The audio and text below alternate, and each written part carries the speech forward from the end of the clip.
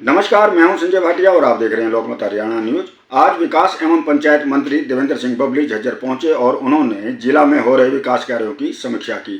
समीक्षा बैठक में देवेंद्र सिंह बबली ने अधिकारियों व कर्मचारियों से कहा कि सरकार की जो योजनाएं हैं अधिकारी उन्हें लागू करें, लापरवाही न करें। लापरवाही करने वाले अधिकारी व कर्मचारियों को छोड़ा नहीं जाएगा। इसके बाद पत्रकारों से भी देवेंद्र सिंह बबली ने बात की। एक प्रश्न पूछा गया उनसे कि चौधरी वीरेंद्र सिंह के निशाने पर जजपा क्यों रहती है, के जवाब में देवेंद्र सिंह बबली ने बड़े ही मुस्कुराते हुए कहा क्योंकि जजपा एक मजबूत पार्टी है, इसलिए चौधरी वीरेंद्र सिंह के निशाने पर रहती है। इसके अलावा मंत्री देवेंद्र सिंह बबली ने और क्या कहा, आइए सुनते हैं। आज पंचायत विभाग के अधिकारियों की ये दिशा निर्देश जो हमने देखिए, रिव्यू मीटिंग आज जिलावार हम ले रहे हैं। पहले अलग अलग जिलों में होते हुए आज झज्जर में पहुंचे हैं। यहाँ हमारे जो चुने साथी हैं, हमारी पंचायतें, हमारे सरपंच, हमारे ब्लॉक समिति के साथी, जिला परिषद के साथी, इनकी कुछ ग्रीवेंसेस थी, कुछ इनकी तरफ से सुझाव थे और कुछ शिकायतें भी थी कि यहाँ प्रशासन के अधिकारियों के द्वारा कहीं न कहीं इनको मिसलीड किया जाता है। जो एसओपी वगैरह सरकार की तरफ से जारी हुई हैं उनके बारे में इनको बताया नहीं जाता, या जो टेंडर के लिए जो काम करके इनको जिस एसओपी के तहत प्रस्ताव पास करने होते हैं या उसका एस्टीमेट बनना होता है, उस काम को डिले किया जाता है। और ये कई जिलों से हमारे पास जगह जगह शिकायत आ रही थी। तो हमारे चुने लोग उनको साथ बिठा के, अधिकारियों को साथ बिठा के एक कोऑर्डिनेशन करवाने का काम किया है और निर्देश जारी किए हैं अधिकारियों को कि जो एसओपी आप अपनी उसकी कॉपी अपनी फाइल में लगा के और उसके हिसाब से आप अपना काम करना शुरू करते हैं। क्योंकि जो फंड आया हुआ है जिलावार, उस फंड का एक परसेंटेज जिस ढंग से वो खर्च होना चाहिए था, वो कहीं ना कहीं एक स्लो प्रोसेस है। उसको गति देने के लिए इस मीटिंग का को लेकर मैं आज यहाँ झज्जर जिले में आया हूँ और हमारे पूरे सभी ब्लॉकों के, हमारे बीडीपीओ हों, हमारे एसडीओ, जेई, हमारे ग्राम सचिव, हमारे एक्सीएन, एससी, हमारे सीओ, सभी के साथ बैठ कर हमारे जो चंडीगढ़ से जो हमारे अधिकारी थे, हमारे चीफ इंजीनियर, हमारे एससी साहिबान, हमारे डायरेक्टर साहिबान, सबको साथ लेकर मैं आया था कि कहीं अगर चंडीगढ़ से कोई इशू है उसको यहाँ बैठकर क्लियर करें और जिला ब्लॉक लेवल पे आपस में कहीं कोऑर्डिनेशन में कोई प्रॉब्लम है उसको दूर करें ताकि काम को गति मिल सके। आपके क्षेत्र में सरपंच आज रैली कर रहे हैं, कांग्रेस ने समर्थन भी किया है और हुड्डा साहब ने कहा है कि छोटी सरकार ही असली सरकार है। बिल्कुल, छोटी सरकार असली सरकार है, यही तो हम कह रहे हैं और उनको ताकत देने का हमारी सरकार कर रही है।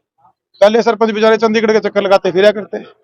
आज सरपंचों के खातों में करोड़ों रुपए अपने 1100 करोड़ रुपए पहले हमने 2022-23 का हमारे जो पंचायत राज की जितनी हमारी बॉडियां हैं, चाहे हमारी पंचायतें, समितियां, जिला परिषद को देने का काम किया। 2700 करोड़ का बजट जो पहले आपका क्वार्टरली आता था, सरकार ने फैसला लिया कि 3 क्वार्टर का एक शॉट में हम देने का काम कर रहे हैं। लास्ट क्वार्टर का हम जनवरी एंड या फरवरी में भेजने का काम करेंगे। और इसके अलावा अन्य जो फंड है, चाहे डीएफ से काम हो गाँव के विकास के, चाहे हमारे वैगी के हों, अन्य बजट हों, मनरेगा के माध्यम से जो काम कराए जाने हों, पैसे की कमी हमारी तरफ से नहीं है। लेकिन वहाँ जो समस्या है, ये पैसा हम धरातल पर ले जाकर डेवलपमेंट करना चाहते हैं और इसका हिसाब सरकार भी जानना चाहती है और जनता को भी देना चाहती है।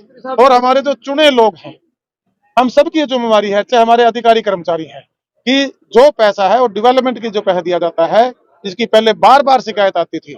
और जब ये एक आंदोलन हमारे कुछ साथियों ने किसी लोगों के बहकाव में आकर शुरू किया था, मैं आज बिल्कुल कह सकता हूं कि हम पहले कह रहे थे कि इनके पीछे कहीं ना कहीं इनको यूज किया जा रहा है, इनके कंधे को यूज करके एक राजनीति हो रही है।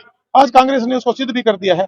आज टोहाना क्षेत्र में जाकर 50-40 को सरपंच, फिर पे भी रिपोर्ट आई है डीसी विभाग, सरपंच तो थे ही नहीं, वो हमारे दूसरे बेचारे जो बैठे हुए हैं अपना प्रोटेस्ट कर रहे हैं, उनको गुमराह करके बहका कर तुम्हें 600 रुपये दिहाड़ी देंगे। इस तरह केंद्र की स्कीम मनरेगा की 357 रुपये सबसे ज्यादा हाईएस्ट पैसा हमारे प्रदेश में केंद्र के द्वारा इसमें भेजा जाता है 100 दिन की मिनिमम रोजगार गारंटी के तहत मनरेगा के अंदर। और इस तरह के लोगों को इकट्ठा करके क्या संदेश देने का उन्होंने काम किया? क्या प्रदेश की डेवलपमेंट हो, जनता का पैसा का जवाबदेही ना हो? भाई हम जवाब ही तो कह रहे हैं, लोगों को दीजिए जो पैसा पहले लोगों की जेबों में जाता था। सरकार उसी पैसे को तो रोकना चाहती है जो करप्शन अपने पिछले दिनों में 3 दिन पहले देखिए आप, 7-8 साल पहले से एक मुद्दा चल रहा था। उससे पहले पलवल में कितना बड़ा कार्रवाई हमने करनी पड़ी, नू में हमने कार्रवाई करनी पड़ी। जहां जहां भी ऐसी चीजें सरकार के सामने आई, उस पर सख्त कानूनी कार्रवाई हमने की है और आगे भी करते रहेंगे।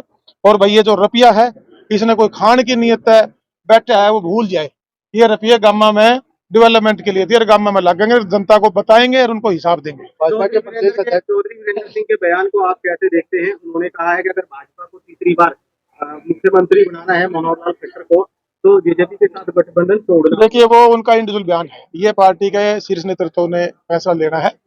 वो दोनों पार्टी का शीर्ष नेतृत्व फैसला देगा। आज हम गठबंधन में सरकार चला रहे हैं, अपनी अपनी पार्टियों से हमने चुनाव लड़े थे और सरकार मजबूती के साथ 4 साल होकर 1 साल और चलेगी और अब प्रदेश को आगे की तरफ बढ़ा रहे हैं। गांव के विकास के लिए जो आपने एक बड़ा बदलाव की मुहिम चलाई है, इसके अंदर जो आपने एक कमेटी गठित करने के बारे में अभी बताया है विजनेश की, वो कब तक क्रियान्वित होगी?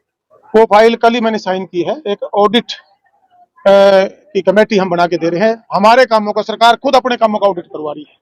जो पैसा हम दे रहे हैं, हम ये सुनिश्चित करेंगे कि वो पैसा गुणवत्ता के साथ समयबद्ध तरीके से गांव में लगे और उसका एक ऑडिट हो। वैसे तो यूसी देना पड़ता है, फिर जो जो बॉडी है अपना प्रस्ताव पास करती हैं, फिर उसके बाद वो टेंडर प्रणाली में जाता है।